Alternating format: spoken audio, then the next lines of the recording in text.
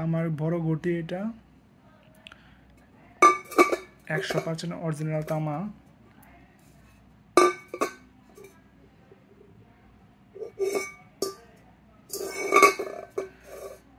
আপনার তামা পানিতে ব্যবহার করলে অবশ্যই কালো হবে, আর লেবু বা টক জাতীয় কিছুতে পরিষ্কার করলে আবার চকচক হয়ে যাবে। অনেকে তামা নেওয়ার পর বলে কালো হয় কেন। তামা অরিজিনালটা কালো হবে, 100% গ্যারান্টি এটা। আর তামা যত পরিষ্কার করবেন তত চকচক বেশি করবে। আপনি যদি প্রতিদিন বালি বা ছাই দিয়ে পরিষ্কার করেন তাহলে এর থেকে বেশি চকচক করবে। নতুন অবস্থায় যা থাকে তার থেকেও বেশি চকচক করবে। তো অবশ্যই জেনে শুনে নেবেন। এটা আছে 519 গ্রাম।